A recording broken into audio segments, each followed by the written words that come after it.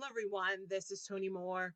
I just wanted to just share with you a couple of principles that I always share while I'm teaching or doing entrepreneurial networking events or just hanging out and just empowering people. I just always like to talk to people about asset protection. And I do like to just say, like, are your assets protected?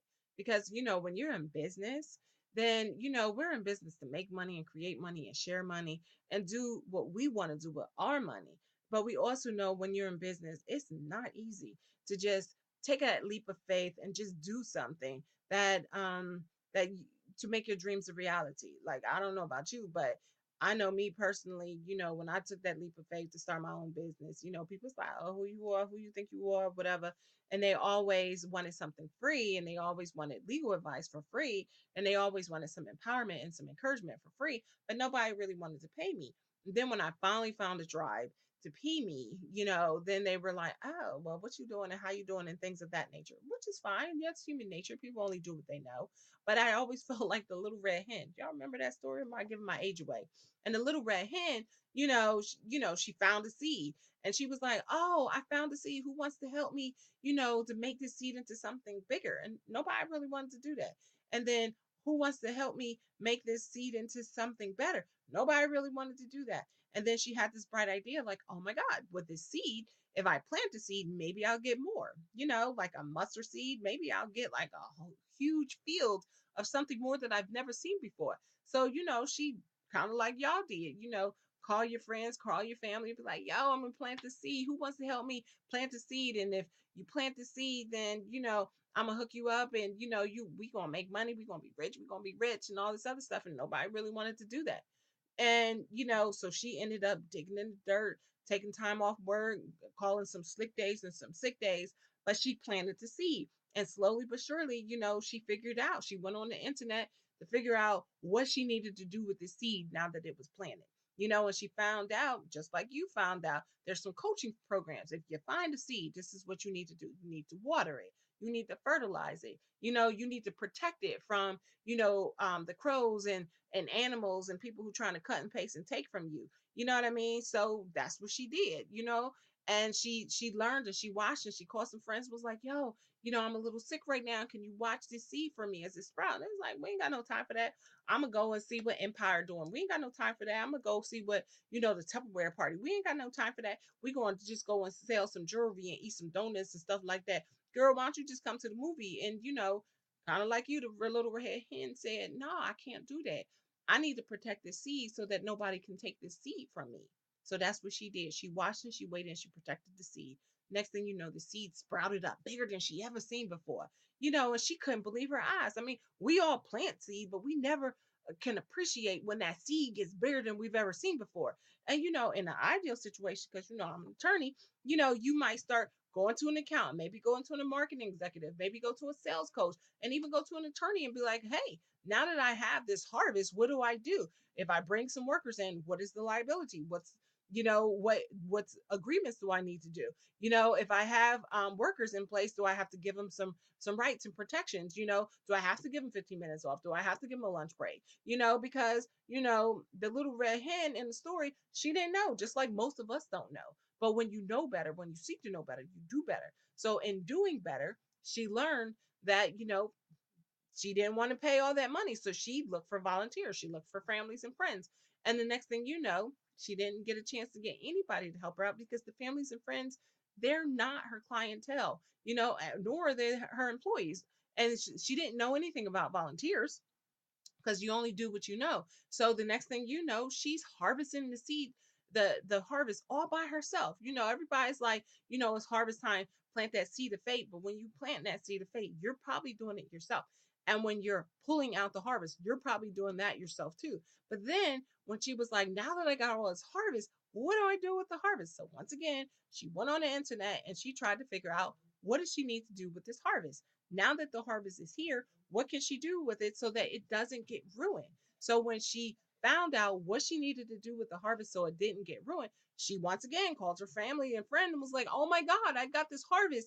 I don't want it to get ruined. Is anyone available just for a couple of hours to just help me out?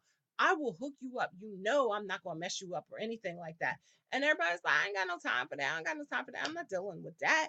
I'm going to get dirty. I'm going to get my nails messed up. You know what I mean? I don't got no outfit for that. I'm going to go to, this party up the street and around the corner. I'm going to eat some cupcakes. So, next thing you know, Little Red Hen, kind of like you, had to do the harvest all by herself. And she did what she needed to do. She rented the equipment. She paid a lot of money. She probably charged a couple of credit cards and everything like that. Probably ticked off her husband, probably ticked off her kids, but they got it done.com. And then she had this idea. Oh my God, I can make flour out of this. So she made some flour and was like, oh my goodness. Now that I have this flour, I can do so much with flour because she found a cookbook, on the internet. Because we always go to the internet. So she found the cooking book on the internet and it said, if you have flour and if you have water, then you can rise again. Ain't that something? With flour and water, you can rise again. So she got so excited. She called the girlfriend. She called everybody around her. She even told some of her people at work, because you know how sometimes we got a couple people at work that we tell them about our dreams and what we're going to do. It was like, oh my God, this is what I can do with the flour from that little seed. I got all this stuff. Girl, we going to get rich. We going to get rich. I know you probably didn't want to mess up your nails and everything, but I know you be doing the bake sales and stuff like that. And I'm always helping you out. Can you just help me out this one time and help me make some muffins and some cookies and stuff like that?